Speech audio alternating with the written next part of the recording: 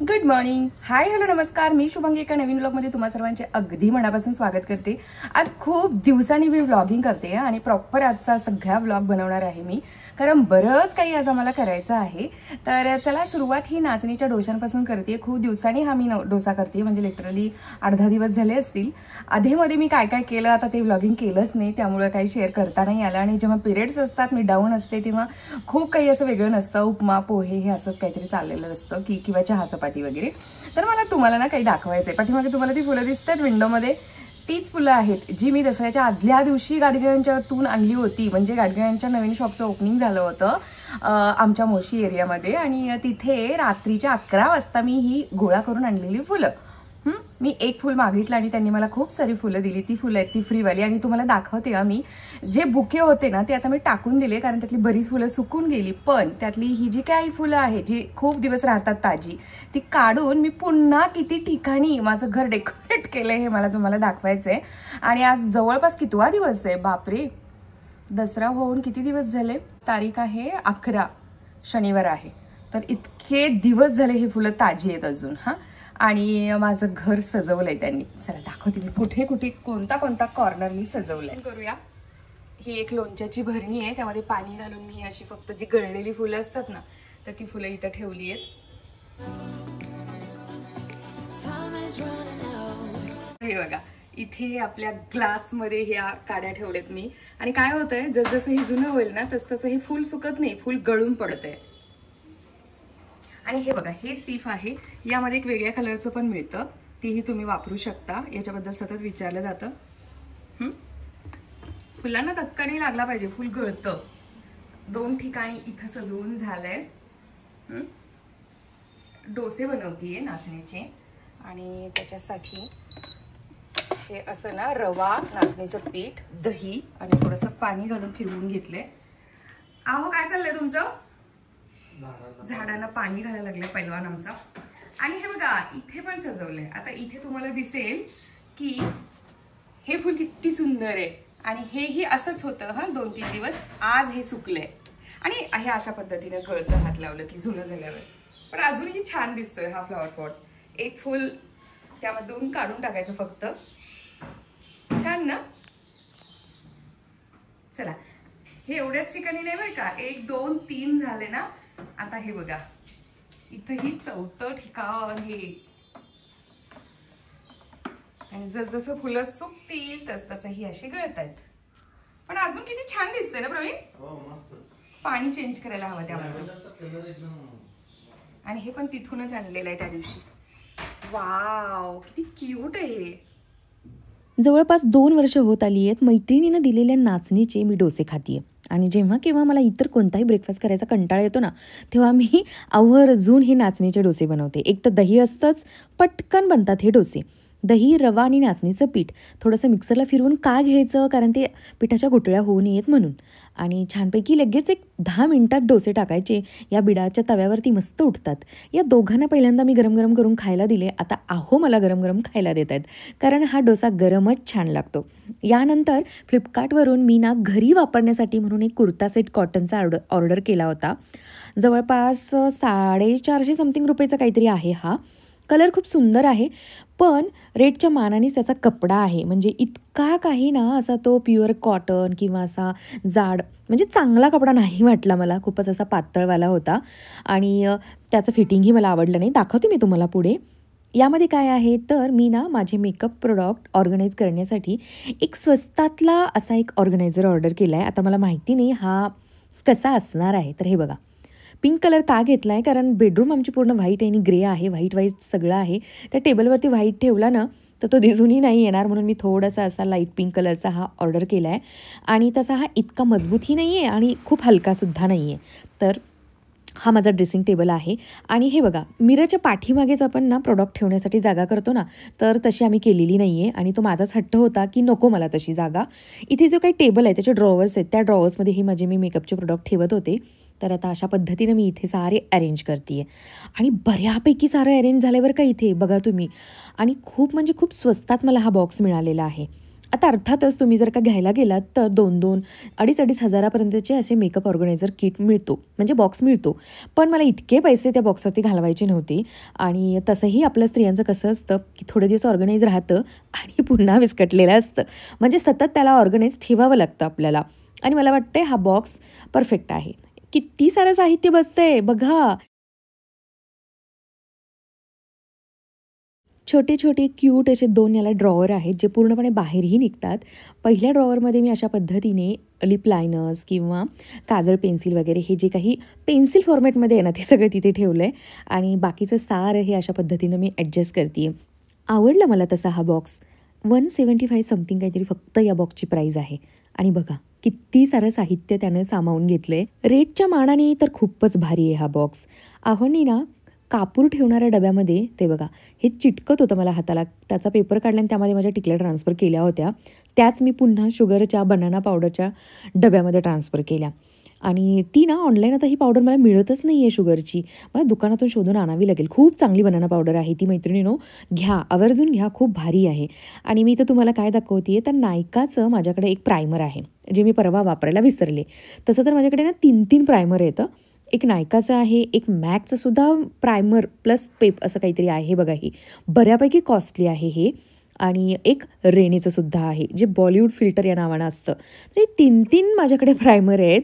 आणि तरीसुद्धा मी एकही प्रायमर त्या दिवशी लावलं नव्हतं मेकअपचं जेव्हा मी मेकअप व्हिडिओ शेअर केला, कारण मी नेहमी विसरते प्रायमर लावायला.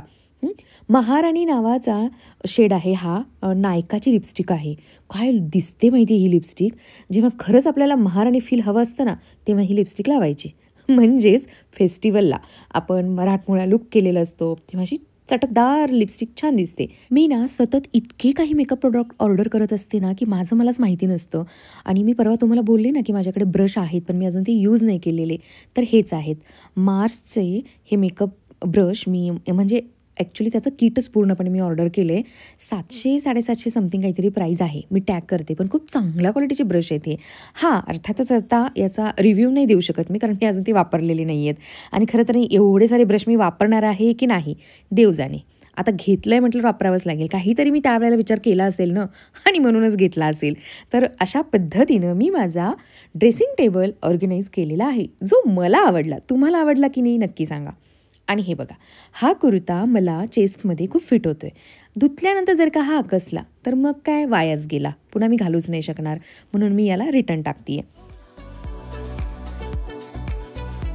बरं, आपल्यापैकी बऱ्याच जणी स्थालचा मी जो काही चपातीचा तवा घेतला ना त्याच्या रिव्ह्यूची वाट पाहत आहेत. तर हे बघा, जर का तुम्हाला हा तवा घ्यायचा आहे, आवडला आहे, बिनधास्त घ्या.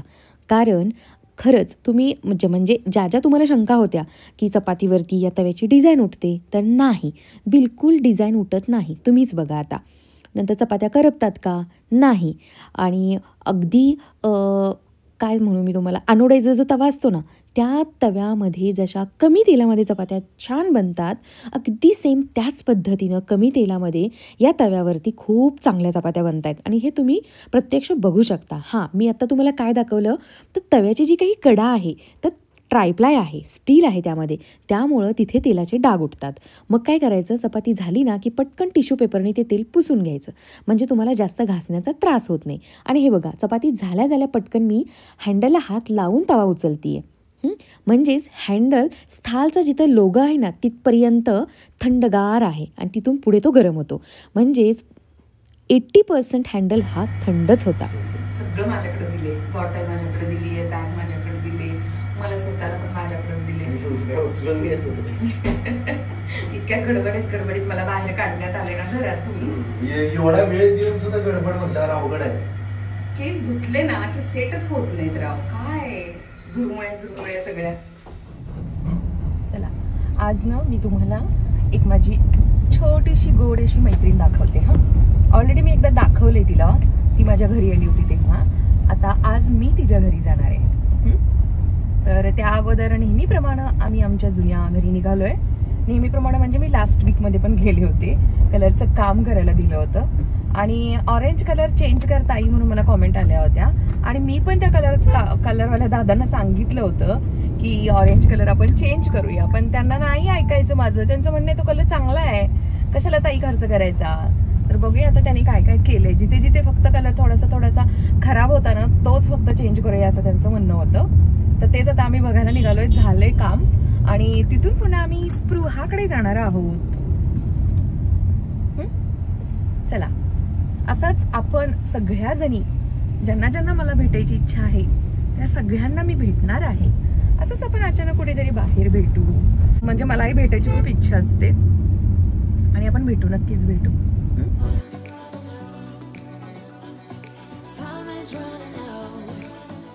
ऐका ना, हे बघा, हे कपाट आहे ना, हे माझ्या लग्नातलं आहे आणि भावाचं नाव लिहिलं आहे त्याच्यावरती, सप्रेम भेट. आणि मी त्याच्याची डेट काढायचा प्रयत्न केला होता. इथे राहायला होते तेव्हा, पण ती निघालेलं नाही आहे. मी आज पुन्हा एकदा सारं घर शूट करते कारण कलर कुठे कुठे केला आहे, कुठे कुठे राहिला आहे हे बघत होते. छान केला आहे कलर आणि तुम्ही पाहताय ऑरेंज कलर नाही चेंज केलेला त्यांनी. भारी आहेत ना कलरवाले. आमचे पैसे खर्च होऊ नये याची काळजी त्यांना आहे. तर नवीन काही टेनंट येणार आहेत ना, तर ते आलेत ऑलरेडी. डिस्कशन सुरू आहे. जेव्हा केव्हा मी इथं येते ना, प्रत्येक वेळेला ना खूप काही असं वेगळं व्हायला होतं हो मनामध्ये. इथे या बॉक्सच्या समोर उभी राहून मी नेहमी मेकअप करायची. अर्धा इथे, अर्धा कपाटाच्या समोर, ऑफिसला पळतानाची गडबड, सारं काही इथे आल्यानंतर आठवायला लागतं यार. किती भारी.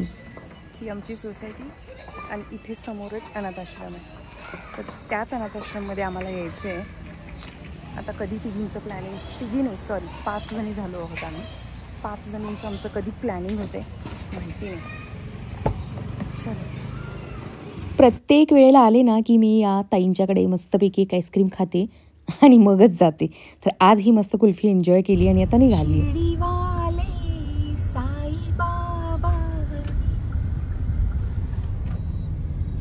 जय श्री साई बाबा.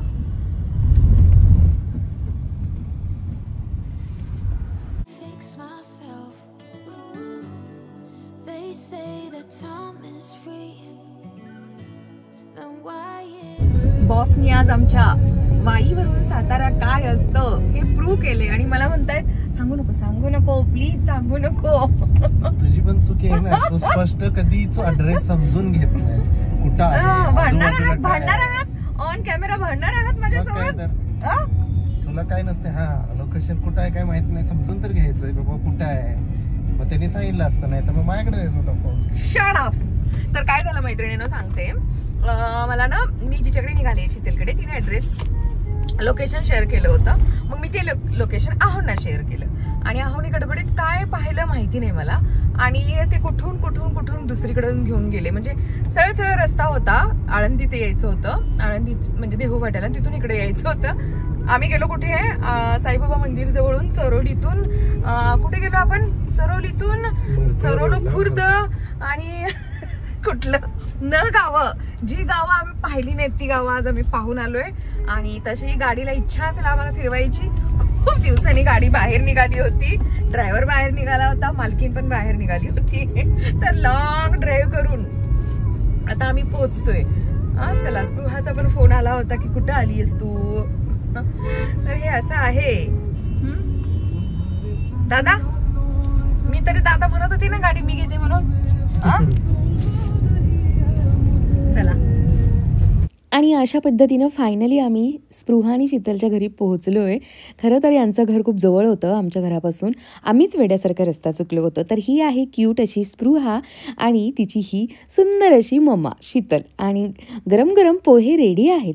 पोहे खरंच खूप टेस्टी झाले होते आणि त्याच्यासोबत शिरासुद्धा होता. अगदी सत्यनारायणाच्या प्रसादाला जसा बनवतात ना तसा वाला. खूप मस्त वाटलं शीतल आणि स्पृहाला भेटून. स्पृहाची काही कलाकुसर पाहिली. मागच्या काही वर्षांपासून तिनं काढलेले ड्रॉइंग जपून ठेवलेत बघा. माझा प्रितीश त्या वर्षाचं सुद्धा त्या वर्षी आम्हाला ड्रॉइंग सापडायचं नाही आणि आमची ड्रॉइंग बुक कधीच कंप्लीट नसायची. म्हणजे प्रत्येक मूल किती वेगळं असतं ना, त्यांचा किती इंटरेस्ट लेवल वेगळा असतो. माझ्या प्रितीशला बिलकुल इंटरेस्ट नव्हता ड्रॉइंगमध्ये. हां, पेन्सिल शेडिंग मात्र तो खूप छान करायचा.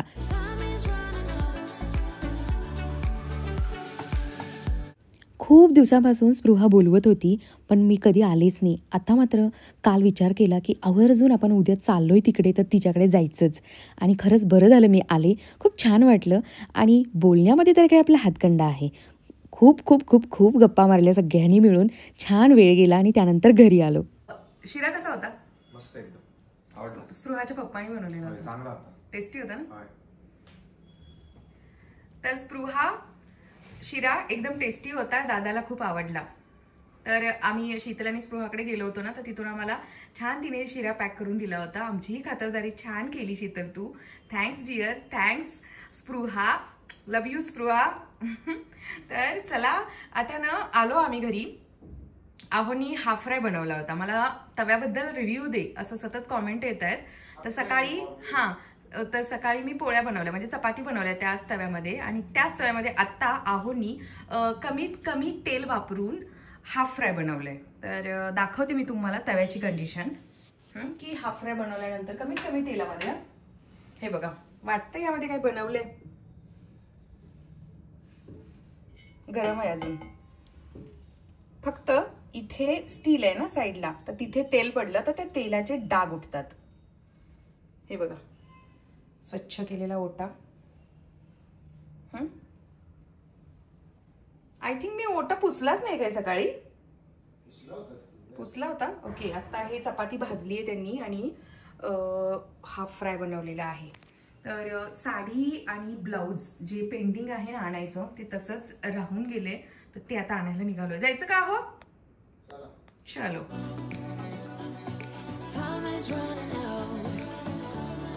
आपण जे काही बोलतो, आपण जो काही विचार करतो, त्यामध्ये खरंच किती ताकद असते याचं जिवंत उदाहरण. आता बघा थोड्याच वेळात काय घडलं. आता काय म्हणलं?